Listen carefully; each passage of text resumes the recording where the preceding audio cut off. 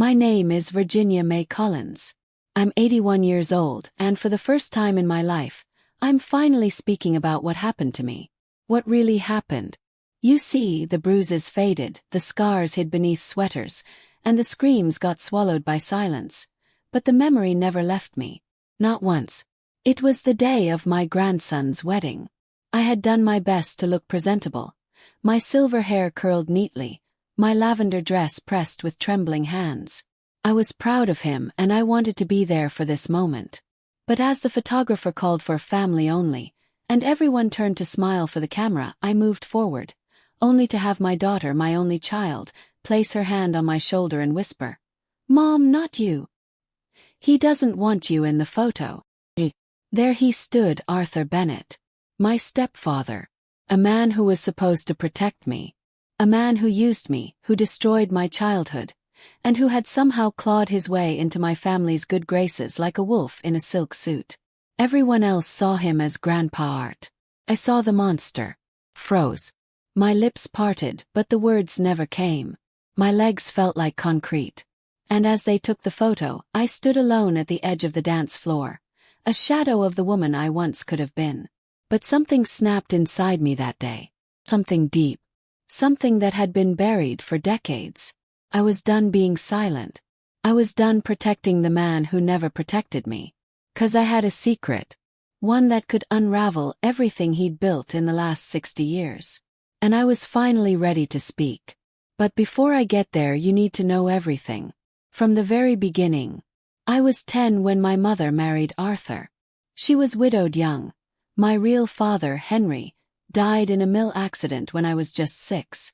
It was sudden, cruel, and left my mother grasping for stability. Arthur was her answer. He was charming, helpful, and always wore a pressed shirt with a kind smile for the neighbors.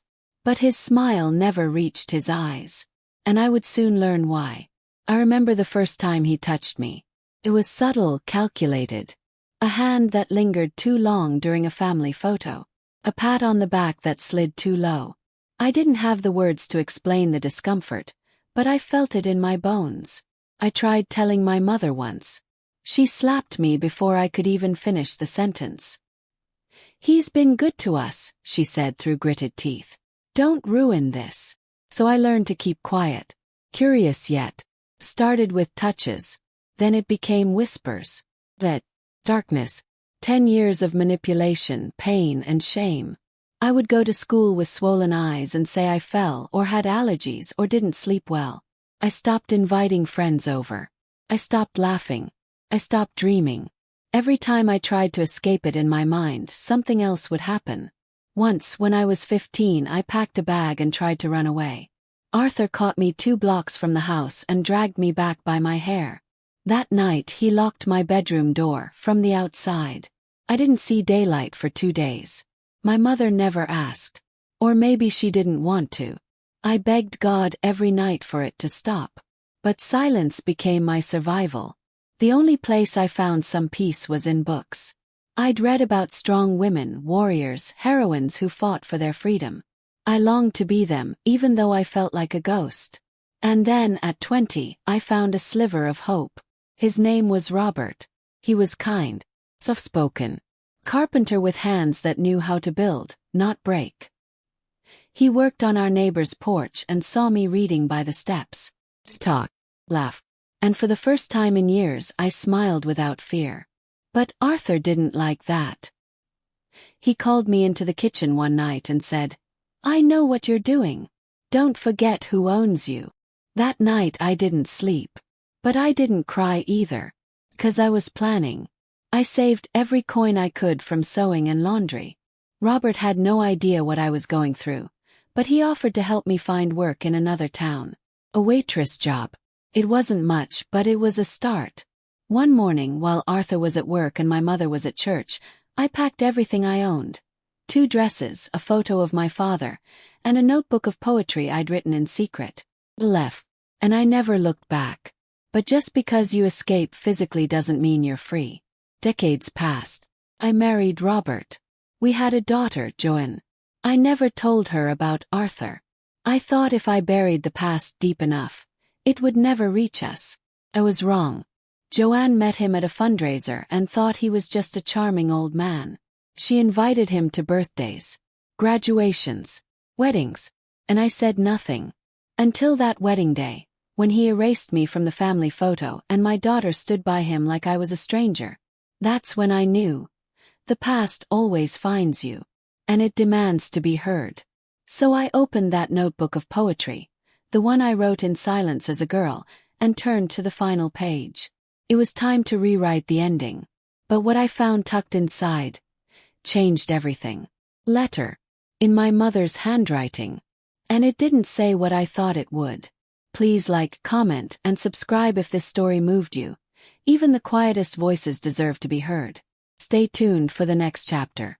The letter was yellowed with time, brittle at the edges, folded so many times the creases had nearly torn it apart. But the handwriting was unmistakable, my mother's. I recognized every loop and slant, every rushed stroke of her cursive. I hadn't seen her handwriting in over 50 years. My hands trembled as I opened it fully. I expected denial.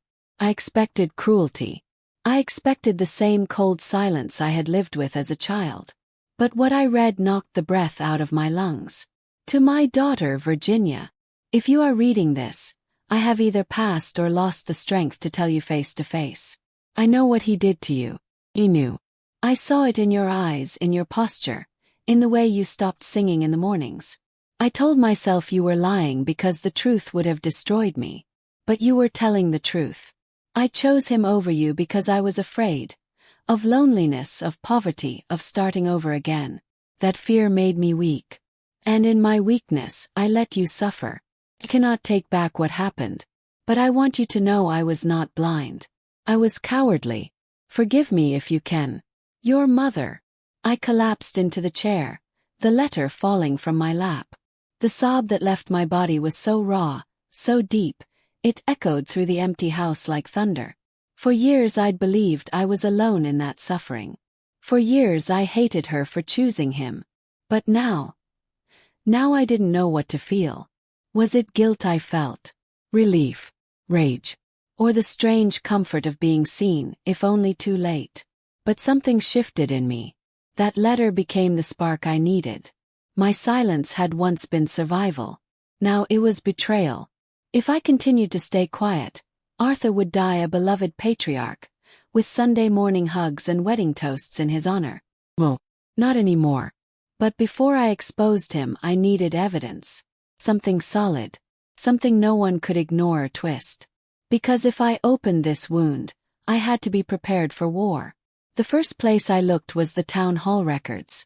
I dug through marriage licenses, old police files, church rosters, anything that could prove the man I knew was not the man others thought he was. Days turned into weeks. Most files were missing. Others were scrubbed clean. I felt like I was chasing a ghost that had erased his own footprints. Then I remembered Mrs. Whitman. She used to live across the street from us in the old neighborhood. A quiet woman, always in her garden, always watching. One of the few faces I remembered from my childhood with warmth. Maybe she saw something. Maybe she heard something. I found her living in a retirement home not far from my daughter's house. She was 94, frail, but her memory. Oh, her memory was sharp as a needle. When I introduced myself, she blinked, then smiled slowly. "Little Ginny," she whispered. "You had the saddest eyes I'd ever seen." That broke me. Right there in that quiet room, with her withered hands on mine, I let go of all the tears I never cried. "I need to ask you something," I choked. "Did you ever see anything?" Mrs. Whitman's smile faded. She looked down, then nodded. "I saw enough. But back then, no one wanted to believe a man like him could be anything but respectable. I told your mother once. She said I was jealous of her new life. Would you be willing to write something down? A statement." She didn't hesitate. That statement was the first crack in the dam. But I needed more. I tracked down a retired nurse who had worked at the small clinic where I was once taken as a teen. She remembered me. "You had bruises and bite marks," she said softly. "You told me you fell off a ladder. But I didn't believe you. I asked her for her recollection in writing. She agreed. And then, like a miracle, I found it. A forgotten social worker's note tucked in an archived file from the 1960s. It didn't name Arthur directly, but it mentioned inappropriate behavior by a guardian. My name was there. The file had been closed for lack of cooperation. Now I had what I needed. And I had one more thing too. My voice. I sat down at my old kitchen table and wrote a letter. Not to Arthur.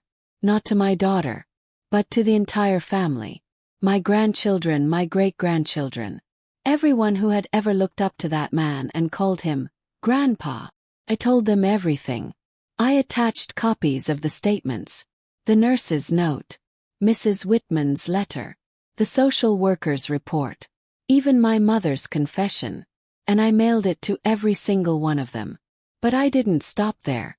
I scheduled a family gathering. Everyone thought it was a pre-holiday brunch. They came smiling, toting pies and gifts, expecting soft music and warm cocoa. What they got was the truth. I stood at the head of the living room and told them everything. From age 10 to 20. The locked doors. The threats. Pain. The betrayal. The silence. The shame. My voice didn't shake. My legs didn't buckle. Because I wasn't that scared little girl anymore. I was the woman who survived. When I finished, the room was silent. You could hear the heater hum. You could hear a pin drop. Then my granddaughter Lisa looked at me with wet eyes and whispered, "We didn't know. Grandma, we didn't know." And then Joanne, my daughter, stood up. She didn't cry. She didn't apologize. She walked out. And 2 hours later I received a message. Voice note. It was Arthur. His voice, gravelly with age but still sharp. Still dangerous. "You think you've won. You think dragging my name through the mud will undo anything. You better be careful, Virginia. Old trees burn too." I stared at the phone, a calmness washing over me. It was time. It was finally time to end this, for good. So I walked to my desk, opened my drawer, and pulled out the one thing I had kept hidden for over 50 years. Something I had been too scared to use. But now it might be the only weapon left. Because inside that drawer was a recording. Secret one. And his voice, his threats, his confession was on it. But you won't believe who gave it to me. If you want to hear the truth unfold, stick with me for next chapter. Like, comment, and subscribe if this story is opening your eyes. You're not alone. The recorder was old, dusty, and tucked beneath layers of paperwork and expired warranties. Things no one ever really looks at twice. But I knew it was there. I had placed it myself over 50 years ago, after one terrifying night when Arthur let more than just threats slip from his lips. My hands trembled as I picked it up, surprised it still had weight, surprised it still held power after all these years. The recording wasn't long, just under 4 minutes. But every second of it was burned into my memory like a scar. "You say one word, Ginny," his voice growled, thick with alcohol. "One word to anyone, and your mama's on the street. You want to be responsible for that. You owe me your silence. You're nothing without me. You hear me?" And then, clearer than anything, he said it. "I can do what I want to you. Mine. You'll never leave me." That line had haunted me for decades. I'd heard it in my sleep, in my prayers. It had stolen my peace. But now, as I listened to it again, something strange happened. I didn't feel fear. Felt fury. But more than that, I felt ready. The recording had been given to me by someone I hadn't thought about in decades. Sister Frances. She was a nun who volunteered at the women's shelter I escaped to after leaving home. I never told her everything, but one night, as I shook with fear in my bunk, I broke. I told her just enough. She gave me the recorder and told me, "When you are ready to protect yourself, record the truth. Even if the world doesn't listen now. Someday someone will." God rest her soul. That woman saved me. Now it was time to use what she gave me. But I had to be strategic. Arthur was old now. 57. But age hadn't made him frail. It had made him more revered. He was a community elder, a volunteer at the library, the man who still gave speeches about American values at town meetings. If I came out swinging without a plan, I'd be dismissed again. So I called Lisa, my granddaughter, the one who cried at the gathering. She was a lawyer, fierce and furious. She listened to the tape, eyes widening with every passing second. "Grandma, do you know what this is?" "I know exactly what it is," I said. "It's evidence." And with that, Lisa helped me file a formal report. We compiled the letters, statements, the social worker's note, and the audio. The legal system might move slowly, but it moves with weight when the foundation is strong. But I wasn't prepared for what came next. The media. Word got out before I was ready. Some clerk leaked the report to a local journalist, young, hungry, and eager to uncover what he called the dark legacy of a community icon. Within days, my face was on the evening news. People started calling, some in support, some with disbelief, others with their own stories. A woman named Patty called crying. She said Arthur had been her mother's boyfriend in the 1970s, and she remembered how he used to watch her undress when she was 12. Another woman said her cousin worked with Arthur at a youth center and always warned the girls to stay away from him. Suddenly, I wasn't alone in my pain. The silence I had held for so long cracked open, and others stepped through. But not everyone was ready to listen. Joan called. "You're destroying everything," she hissed. "Do you know what people are saying? They're calling me the daughter of a monster." "No," I said. "You're the daughter of a woman who finally spoke up." She hung up, and for days I felt torn. Had I ruined her life? Had I made things worse? Then the letter came. Not from Joan, but from my great-granddaughter, just 12 years old. "Dear Grandma Virginia, my mom says not to believe you, but I read the article and I believe you. Thank you for being brave. I think I would like to be brave too someday." That letter brought me to my knees, because it meant everything. But the storm was just beginning. Arthur lawyered up. He denied everything, said the recording was fake, said the women were lying, said I was mentally unstable. The whole town split into two. My porch was egged. Anonymous letters were slipped under my door. "Liar. Jealous old hag. Let the past die." But I didn't hide. I stood taller, walked to the store without sunglasses, spoke at community centers, appeared on local radio. Each time I told my story, the wound didn't just open, it healed. Because the truth isn't what destroys families. Silences. Then came the day of the court hearing. Not a criminal trial. Arthur was too old and the statute of limitations had passed on most counts, but a civil suit. Public reckoning. A way to hold him accountable, even if only in legacy. I sat in the front row, wearing a blue suit Robert once bought me for Easter Sunday. I felt him beside me. My late husband. My protector. My peace. Arthur shuffled into the courtroom with his cane and smug grin. And then he saw me. His smile faltered. The judge entered. The gavel hit wood. But before any testimony could begin, something happened. Arthur clutched his chest and collapsed. Gasps rang out. Medics rushed in. He was pronounced dead on the scene. Heart attack. Just like that, he was gone. And I was left with a hollow ache. I didn't get to look him in the eye one last time. Didn't get to say what I rehearsed for years. But maybe that wasn't the point. Because I had spoken, and the world had listened. Still, one question haunted me that night. Did I win? Or did he escape? But the answer came from the one place I never expected. Safety deposit box. Arthur's. The bank contacted me, said I was listed as a secondary contact from decades ago. They had to honor it. Inside the box was a confession letter, written in his hand, and what it said would undo everything I thought I knew. If you're still with me, next chapter will reveal a truth even I wasn't ready for. Like, comment, and subscribe.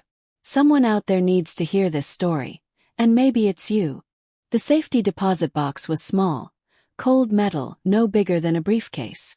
But as the bank clerk handed me the contents, My hands felt heavier than bricks. A brown envelope. No name. Just the soft imprint of time, and the unmistakable scent of old paper and tobacco. I stared at it for minutes. In silence. In fear. In fury. Back home, I sat in the living room chair where I had once nursed my daughter. Where I had once wept in silence. Where I had once prayed for death, just to make it stop. And now, that chair would witness the final confession of a man who made me a prisoner for 10 years. I opened the envelope. Inside, a handwritten letter, folded twice, and something else, an old photograph. 'Twas of me, at 13, in a summer dress, sitting in the backyard, knees pulled to my chest, my eyes distant. Arthur had taken that photo. I remember it clearly. I hadn't smiled. And now, decades later, I saw the sadness in my own eyes through the eyes of a predator. I laid the photo down. My heart pounded as I unfolded the letter. Virginia, if you're reading this, it means I'm dead. And I assume you found a way to dig up what I buried for decades. I don't write this out of guilt. I've never believed in repentance. But I know you. I know that look in your eye. You're relentless. Like your father was. Yes, I did it. All of it. I broke you because I could. 'Cause I needed control. Because your mother was weak, and you were stronger than she was. You fought me. In silence. In your eyes. That was your crime. I always wondered when you'd finally break the silence. You've won, haven't you? But know this, Ginny. The sins of men like me don't die. They get passed down in the dark. One silence at a time. So if you want to be free, burn this letter. Or publish it. But don't let it end with you. Arthur. I dropped the letter. My whole body shook. The words ran like poison through my veins. It wasn't remorse. It wasn't an apology. It was a dare. Final power move. But something in me changed that moment. 'Cause he was wrong. He hadn't won. He'd confessed. In his own hand. With his own words. And I would not burn that letter. I scanned it. Photocopied it. Sent it to every newspaper, every news station, every family member. I published it on survivor forums. I submitted it with the court. It became evidence, not just of what he did, but of what predators are. Silent, calculated, and too often respected. But then something unexpected happened. Joan called. She didn't scream. She didn't cry. She whispered, "I believe you now." Froze. Her voice cracked. I found letters. Mom's old diary. She knew. She wrote about it once. Said she was terrified of him but needed him. Sorry, Mom. I didn't protect you. And just like that, a wound I never thought could close began to stitch. But healing is never simple. The town still buzzed. Supporters called me brave. Others called me bitter. Some said I ruined a man's memory. Others said I saved lives. I ignored the noise. Because something deeper had shifted in me. I wasn't a victim anymore. I was a witness. And witnesses don't whisper. One afternoon I was invited to speak at a local high school. A survivor outreach program. I didn't think I had the strength. I didn't think teenagers would care about an old woman's story. But when I walked into that auditorium, the room fell silent. Eyes, young, wide, curious, watched me approach the podium. I told them everything. From the first touch to the last threat. From the tape recorder to the courtroom. From my silence to my scream. And when I finished, a boy in the front row stood and clapped. Then another. Then the whole room. That applause wasn't for me. It was for the part of them that had also suffered. It was for the silence they were learning to shatter. Afterwards, a girl with shaking hands came to me. She looked no older than 15. My mom's boyfriend, he does things, she whispered. I didn't think anyone would believe me. I took her hand. I believe you, I said. And now we'll make sure others do too.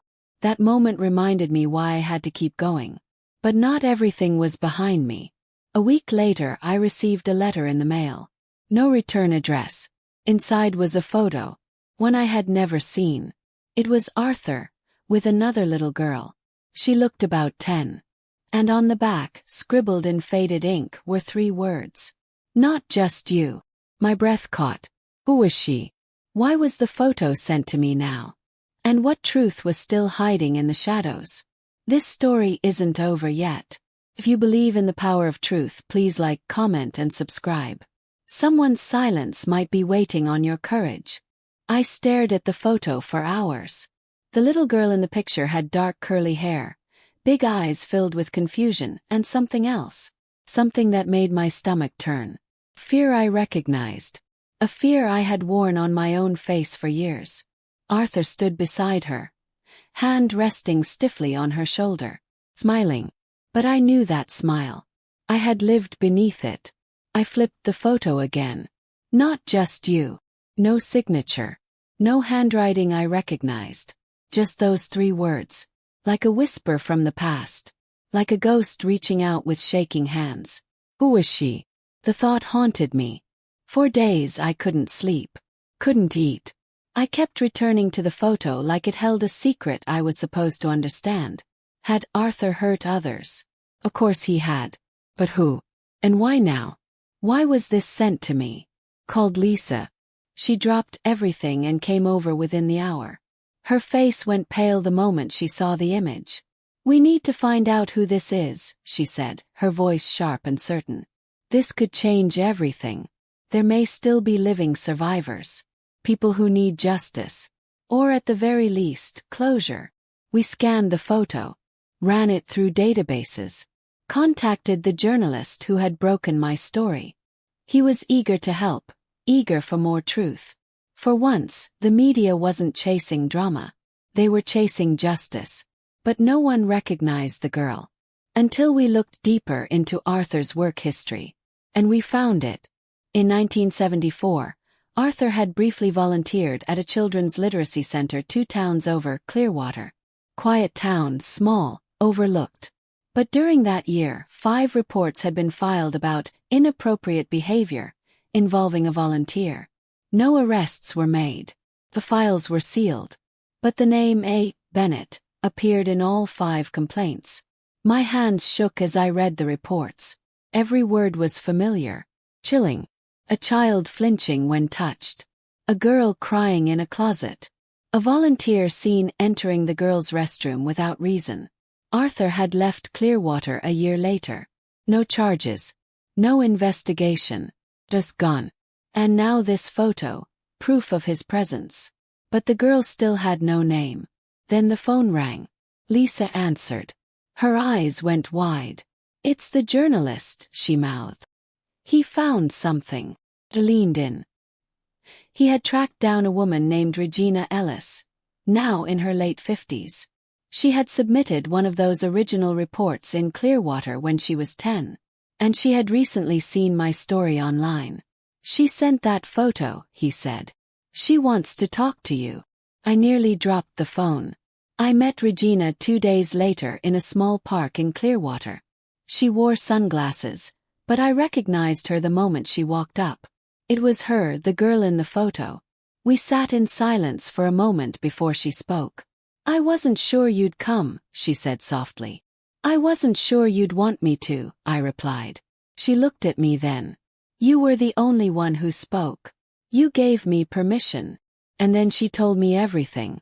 Arthur had isolated her the way he'd done to me. Subtle at first. Gifts, praise, attention. Then came the darkness. She told her teacher. They ignored her. She told her mother. Her mother said she was dramatic. Eventually she stopped telling. But she never stopped remembering. I carried it like a tumor, she said. For 50 years. I showed her the photo again. She nodded. He made my mother take it, she whispered. Said he was taking me on a school trip. That's the last day I ever saw him. She reached into her purse and pulled out a smaller envelope. Inside were 2 more photos. Different girls. Different years. He hurt others, she said. I started a list. I don't have names. Just faces. But I think there were more. I felt like the earth beneath me was cracking open. Arthur wasn't just a monster to me. He was a predator across towns, cities, decades. And now, we had evidence. I sat with Regina for hours. We cried. We held hands. We were strangers bound by trauma, but also something stronger. Truth. We decided to go public together. Press conference was arranged. Survivors and advocates gathered. The room was heavy with emotion, years of secrets pressing against the walls. I stood at that podium and read from Arthur's confession letter. Regina showed the photos. She spoke with bravery, even as her voice trembled. Then came the moment that broke the room. A young woman, no more than 20, stood up and said, "I recognize that man. My grandmother once warned me to stay away from him when I was a child. She never said why. Now I think I know." The stories began to pour in. Over a dozen people came forward that week. Some old, some young. All of them carrying stories etched in shame, fear, and silence. And all of them naming the same man. Arthur Bennett. The man everyone trusted. The man I had feared. Now we were rewriting his legacy. The community finally responded. His name was removed from the library donor wall. Awards were revoked. Streets named after him were petitioned for change. But the true justice wasn't in plaques or headlines. It was in the faces of those survivors, finally being heard. Still, one question clung to me. What if Arthur had a network? What if there were others like him, shielded by silence, legacy, and power?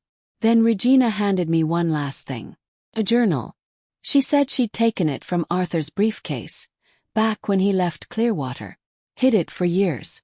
Couldn't bring herself to open it. But she wanted me to have it. I opened the journal later that night, hands trembling. And what I read inside would shatter everything I thought I knew about Arthur. Because inside were names. And not just of children, but of men. Men he worked with. Men he called colleagues. This story runs deeper than any of us imagined. If you're following this journey, please like, comment, and subscribe. Next chapter will expose the network that helped monsters like Arthur hide. It's not just about one man anymore. The journal was small, bound in cracked brown leather, its pages yellowed and musty, soaked with time. But its content was anything but decayed. Arthur's handwriting filled each line in sharp, deliberate strokes. Each word was etched with eerie calm, like he was documenting grocery lists, not lives. Initials, locations, children's programs, boys' camps, churches, Rotary clubs. At first, I didn't understand what I was seeing. Some entries had symbols next to them, tiny dots, triangles, or slashes. Others had chilling little notations. Willing to keep quiet. Paid out. Transferred. Too emotional. Sick again, risk. I couldn't breathe. Lisa came over within the hour. When she saw the journal, her face drained of color. "This is a list," she whispered. "Not just a list of victims, Grandma. A list of accomplices. Or at least people who knew. Who helped. Who covered." And then she turned to a page marked with the year 1983. My daughter's name was on it. Joanne Collins. Beside it. Nose. Weak link. My mouth went dry. My hands trembled. "She knew," I whispered. He wrote that she knew. Lisa sat down beside me, stunned. "Grandma. We don't know how much she knew. Maybe she suspected. Maybe she was trying to forget. But my heart was breaking. I had spent years believing I protected her from my past. That the silence I carried shielded her. But what if she had seen something? Heard something? What if she was just another frightened little girl in that house? I needed answers. Called Joanne. She didn't pick up. So I drove to her house. When she opened the door, her eyes were red. She had been crying. The look she gave me wasn't defensive, it was wrecked. "I saw it once," she said before I could speak. "I saw him come out of your room when I was 6. You were crying. He told me you had nightmares. That you were sick. And then he took me to get ice cream." I stepped back, breath caught in my throat.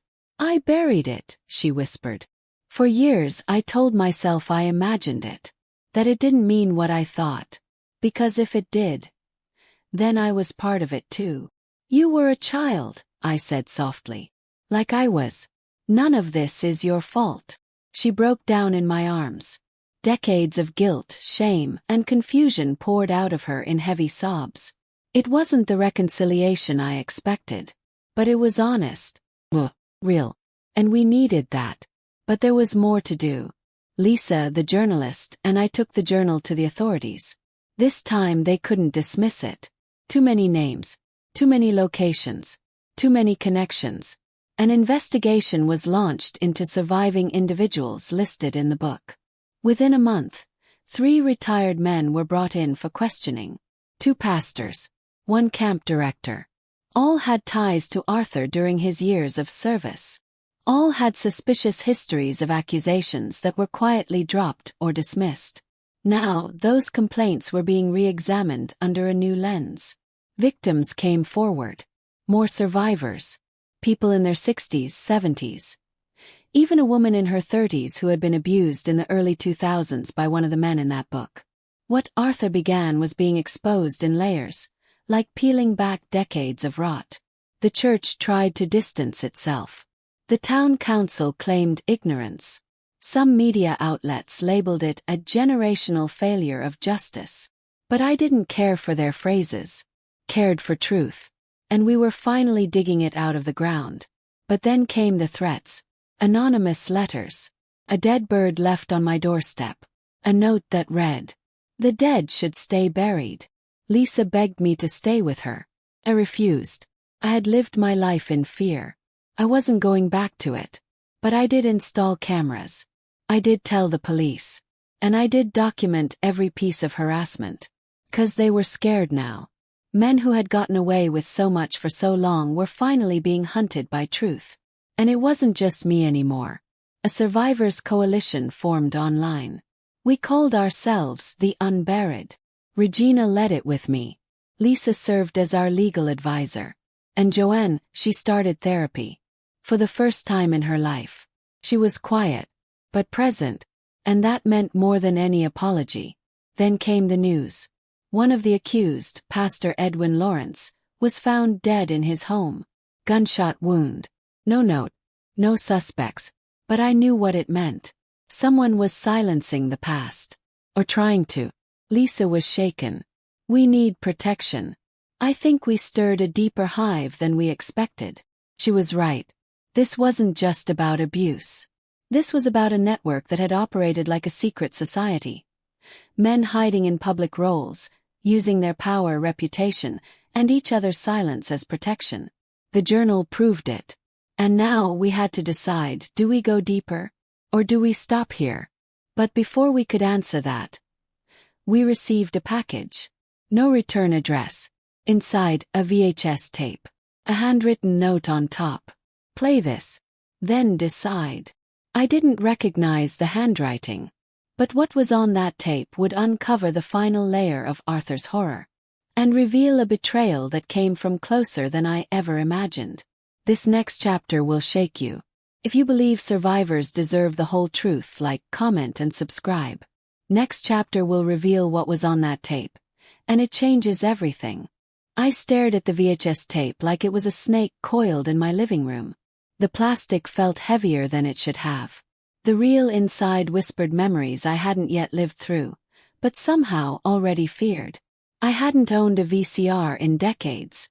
Lisa found one online, rushed it to the house, and we sat down together, neither of us speaking. The sun had already gone down. The house was silent. Only the sound of the machine swallowing the tape broke the stillness. Then the screen lit up, fuzzy at first, then slowly coming into focus. A date appeared. June 5, 1985. It began in a church basement, one I recognized. The Fellowship Center downtown.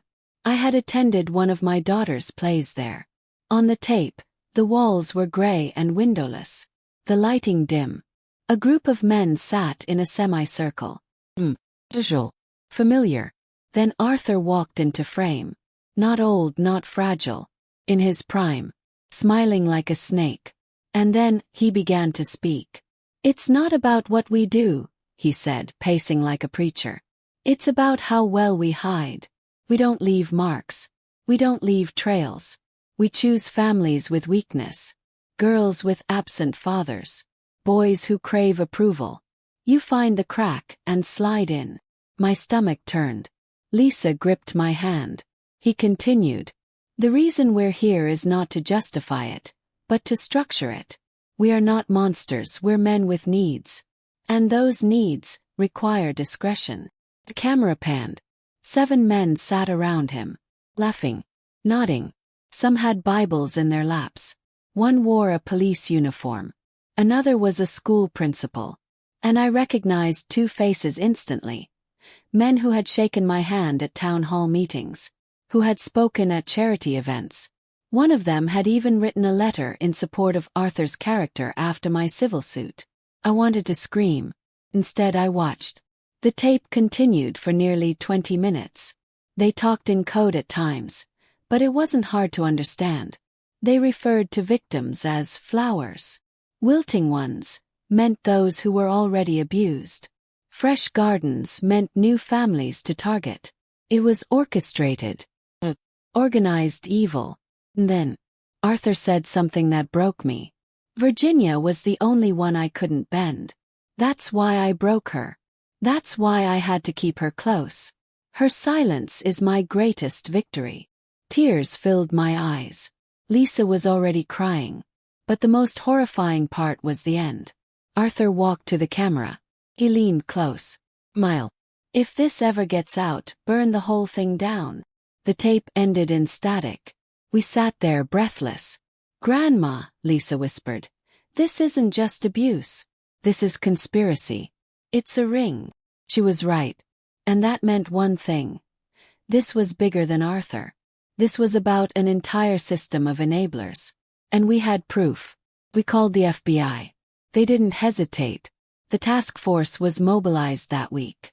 The tape became the cornerstone of a federal investigation. And the fallout was swift. 3 arrests were made within days. The principal, the officer, a youth counselor named Harold Briggs. Their homes were searched, their files seized. And suddenly, the same town that had once called me a liar now saw me as the match that lit the fire. But the cost came quickly. My house was broken into 2 nights later. Papers scattered. Walls spray-painted with the words, "Snitches rot." Lisa insisted I move in with her. I did. Not out of fear but strategy. We were being watched now. Every move. Every whisper. And I knew, deep in my bones, that someone else from that tape hadn't yet surfaced. Someone who'd rather kill than confess. Then I received an email. Anonymous sender. Attached. A still image from the tape. But zoomed in. Final frame. Arthur looking into the lens. Smiling. And beneath the photo, in bold text. He wasn't the leader. Just the mouthpiece. You haven't met the one who built it. My blood ran cold. All this time I thought Arthur was the architect. But what if he wasn't? What if there was someone higher? Smarter. Hidden. I took the email to the FBI. They traced the IP. Masked through international proxies. Military-level encryption. Whoever sent it didn't want to be found. That meant we were closer than ever to something massive. And then Lisa called me at 3 a.m.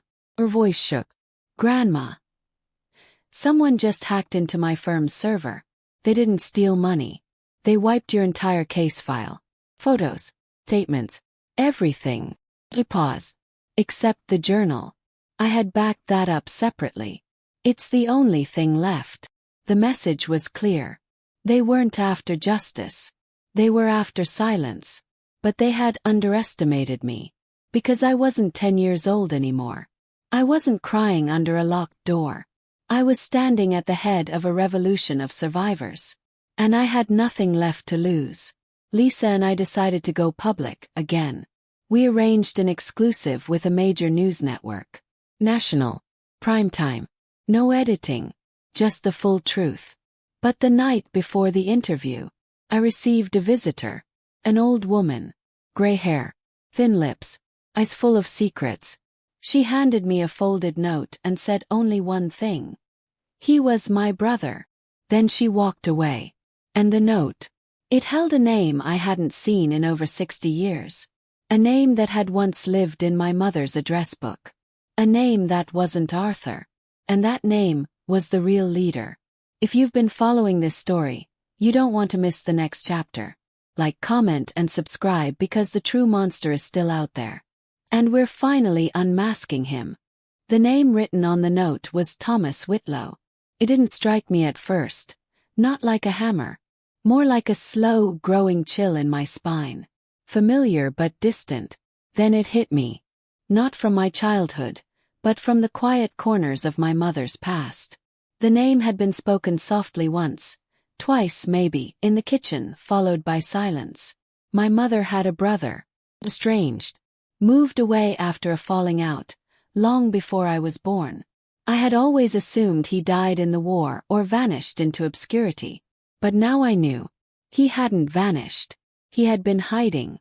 The old woman who handed me the note, his wife I later learned, had tracked me down after seeing my story on the evening news. She had lived in fear for over 60 years. Her hands trembled as she placed the envelope in mine that night. I loved him once, she said. But then I saw what he really was. He taught Arthur everything. Thomas Whitlow, my uncle, was the architect. Arthur had been his student, his disciple. And it was all about control. The FBI ran his name. There was almost nothing on him. No recent public records. No social media. No property ownership. He had carefully erased himself over the decades. But Lisa, relentless as ever, tracked something. P.O. Box in Vermont. Leased under a shell name. A cabin tucked in the Blue Hills, registered to a charity that hadn't filed taxes since 1989. They found him. He was alive. 89 years old. Still dangerous. And when they brought him in, the world cracked open. Thomas didn't resist. He smiled. Like he had been waiting. Like he wanted the show to begin. He admitted nothing. Denied knowing Arthur. Claimed dementia. But then came the bombshell. His handwriting matched the annotations in the journal. Exactly. Perfect match. The symbols. The notations. Wilting ones. Fresh gardens. It was him. They charged him. And during questioning, he dropped one line. Cold and deliberate. Children are just clay. You mold them before the world ruins them. I had to see him. Face to face. Lisa tried to stop me. The FBI said it was dangerous. But I needed this closure. The prison visitation room was gray, sterile. He sat behind the glass, thinner than I expected, but his eyes were steel. Virginia, he said. You look just like your mother. I didn't respond. You must think you've won, he continued. But all you did was stir a graveyard. I was never alone. There are others. Younger. Quieter. Martyr. You opened the door, girl. I didn't open the door, I said calmly. I kicked it off its hinges. His smile faded. And for the first time I saw fear flicker in his expression. They buried him under charges. Decades of sealed testimonies reopened. Survivors once ignored now had a voice. The courts moved swiftly. His network was dissected. And in that process, they uncovered something that shattered me all over again. My mother knew. Not just about Arthur. She had grown up under Thomas. Abused. Controlled. And when she married Arthur, she thought she was choosing safety. But in truth, she was recreating the only world she had ever known. Broke my heart. Not because I hated her but because I finally understood her. A woman raised by a monster will sometimes believe monsters are normal. That silence is survival. That pain is expected. But it doesn't have to stay that way. I started speaking more. National conferences, survivor panels, podcasts. My voice became a fire, not a whisper. Women flew across the country to hug me. Men confessed past traumas in trembling voices. Generations of silence. Breaking. Joanne joined me on stage for the first time during a conference in Chicago. I used to be ashamed of my mother's past, she said. Now I'm proud of her strength. We cried together, in front of 1,000 strangers. But in that moment we weren't victims. We were warriors. And yet, the war wasn't over. One night Regina called. Her voice trembled. I found a name in my uncle's belongings. Child. From the early 2000s. She may still be alive. But no one has heard from her in years. We made a vow that night. Not to stop. Not while even one victim still lived in silence. Our coalition, the Unburied, grew to over 50,000 members. Survivors from all walks of life. Speaking. Healing. Reclaiming their voices. And me. I'm now 81. I walk a little slower. My bones ache some mornings. But my spirit has never stood taller. I sit on my porch some days, looking out at the garden Robert planted long ago. I smile at the flowers. The wilting ones, as Arthur called us. Except he was wrong. We didn't wilt. We bloomed. In defiance. In survival. In truth. This story started in silence, but it ends in a roar. I was just a girl once. Terrified. Locked in a room. Told I was nothing. Now, I am the storm that rattled the cage. And if you're listening to this, if you've lived through your own darkness, know this. You are not alone. You are not weak. You are not your pain. Speak. Even if your voice shakes. Even if no one listens the first time. Speak anyway. Because the truth always outlives the lies. Thank you for walking this journey with me. If my story touched you, if it gave you strength or stirred your spirit, please like, comment, and subscribe. And remember, your voice matters. Let it rise. Let it roar. You survived. Now it's time to live. 6 months had passed since the final arrest. Since the tape went public. Since Thomas Whitlow, my own uncle, was locked behind bars. But healing doesn't come in a single moment. Comes in waves. Some days I woke up light-free. Other days, the shadows tried to slip through the cracks of memory. I'd smell a certain cologne in the grocery store and freeze. Hear a knock at the door and feel my chest tighten. Trauma doesn't ask permission. It lingers like smoke, long after the fire's been put out. But I had something now I never had before. Community. Every Sunday, a group of survivors from the Unburied gathered at a local cafe. Men, women, old, young. Some with walkers. Some with tattoos and trembling hands. But all with stories that mirrored pieces of my own. One Sunday, a teenage girl named Mariah stood up during the meeting. Her voice barely more than a whisper. My teacher touched me last year. I didn't tell anyone. Not until I saw your video, Ms. Virginia. Tears rolled down her cheeks. I thought maybe no one would believe me. But when I heard you talk about the pain and the silence, I told my mom. We pressed charges. And he's gone now. The entire room stood and hugged her. That moment, seeing her eyes light up with hope, it reminded me why I fought. Why I still fight. Lisa had begun working full-time with a national task force for abuse survivors. Joanne, my daughter, became a fierce voice in school boards across the state, pushing for protection policies. We weren't just reclaiming our lives. We were rebuilding systems. But then came the final blow. Letter. Delivered to my mailbox. No postage. No return address. Inside was a single newspaper clipping, from 1960. Headline. Child dies in accidental fall from church stairwell. The child's name, Timothy Crane. 9. The article said he slipped during choir practice.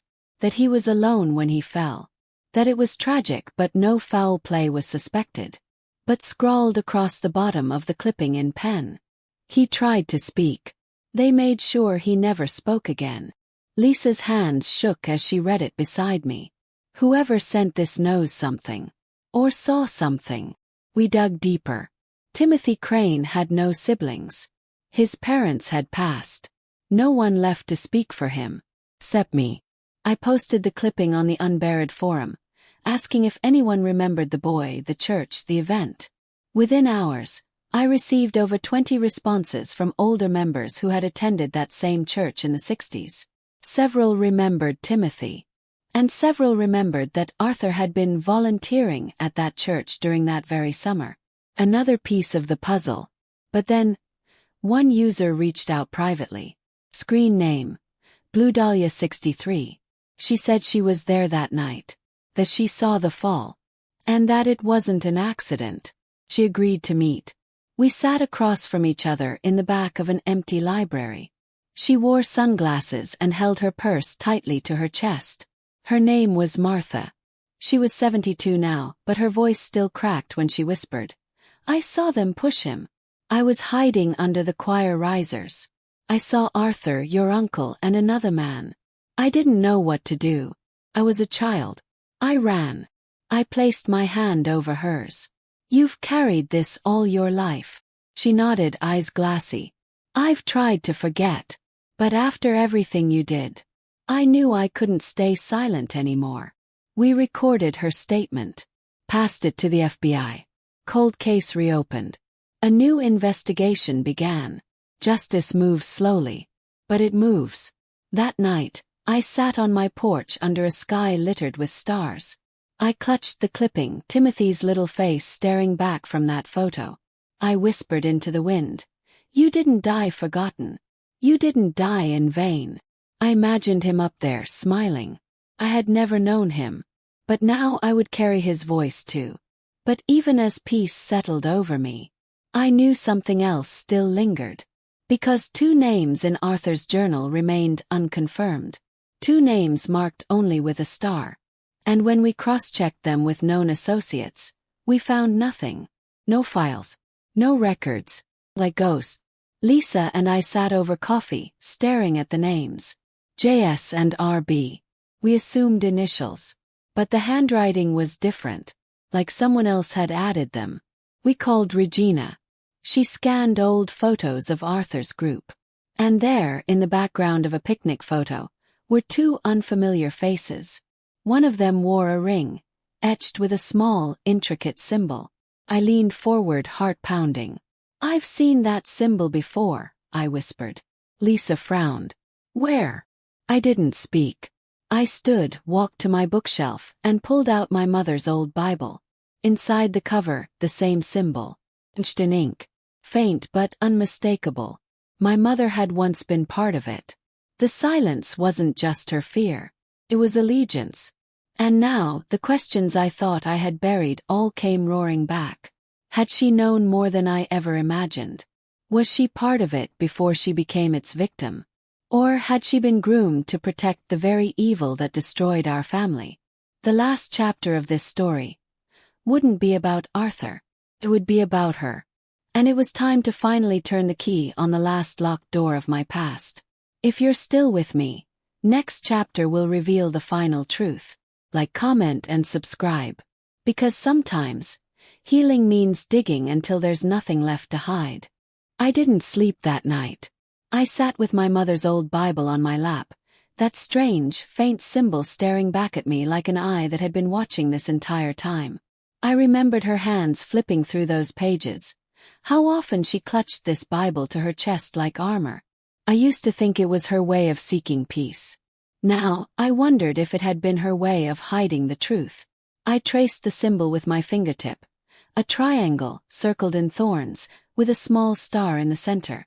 I had seen it once more, long ago when I was 13. My mother had gone to a ladies' prayer meeting, at the Whitlow residence. I had snuck down the hallway when they didn't think I was home. I remembered the low hum of chanting. Closed doors. The heat in the air. And I remembered seeing a carved wooden plaque hanging over their fireplace. That same symbol. I had forgotten it. Or maybe I'd forced myself to forget. I told Lisa everything. She froze. "Grandma, we thought Arthur and Thomas were the ringleaders. But what if they were just part of something much older? Something more organized? It wasn't a cult. It wasn't just a network. It was a legacy. And my mother had been caught in it. The journal hadn't just been Arthur's. It had been a shared ledger. A rotating record. We began analyzing the ink. Some entries were in different handwriting. Some dates overlapped years where Arthur had been in the hospital. This meant others had used it, passed it, like a logbook for predators. Joanne, quiet but relentless, tracked down the only surviving member from her mother's prayer group, a woman named Doris Bell, now in her 90s. We visited her in a nursing home, where her memory flickered like a dying candle. First she refused to talk, just shook her head and repeated, "It's done. Done. Leave it be." Then Joanne placed the symbol in front of her. Doris's entire body froze. "They called it the fold," she whispered. We leaned closer. It wasn't about God. It was about obedience. About shaping children for use. That's the word they used. Usefulness. They trained parents to prepare their kids. Some joined willingly, some out of fear. But all of us were warned. Speak and we disappear. Felt sick. Joanne stood up and ran to the hallway to cry. I stayed. Did my mother join willingly? I asked, barely breathing. Doris looked at me. Her eyes clouded, but her answer was clear. She thought it would protect you. She believed if you belonged to Arthur, no one else would touch you. She believed it was love. That it was better than being sold to outsiders. Choke. She sold me anyway. No, Doris said slowly. She gave you to someone she thought would care for you. I couldn't hold back. I left the room, found the nearest sink, and threw up. That night, I opened every box in my attic. Old trunks, photo albums, notebooks, anything with my mother's handwriting. I searched for that symbol. O's name. Anything. And then I found it. A bundle of letters tied in a blue ribbon, tucked beneath a loose floorboard. Letters addressed to Thomas Whitlow. From Margaret Collins, my mother. I opened them one by one. My heart cracked with each line. You promised me she'd be protected. Arthur says she resists. Says she'll break soon. I'm starting to fear her strength. What if she remembers? Please tell me we're doing the right thing. I had nightmares again. I saw Henry's face. He would never forgive me. Henry. My real father. She'd betrayed him too. The man I loved. The one whose death opened the door to this nightmare. And then, the final letter. No date. No signature. Just a single line. If she ever finds out, I pray she burns the whole thing down. I did. That night, I built a fire in the backyard and fed it every cursed artifact. The Bible. The letters. The ribbons. Even the journal. We had scanned every page for evidence. It was no longer a record. It was poison. And I was done inhaling it. The flames lit the night sky. I stood barefoot in the grass, tears cutting through ash-dusted cheeks. I wasn't mourning anymore. I was cleansing. Joanne joined me, wordless, as the fire crackled. Then Lisa. Then Mariah. Then Regina.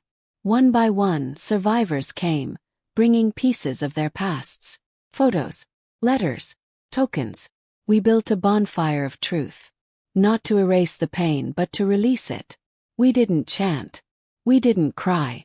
We stood in silence and watched the smoke rise, carrying our ghosts with it. The fold was gone.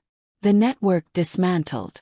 The last of its leaders imprisoned, exposed, or dead. But the survivors. We remained. We endured. We bloomed. And in the following months, the unburied was granted non-profit status. We built shelters, legal aid clinics, podcasts, school curriculum. We weren't just survivors. We were architects now. Of a better world. Safer one.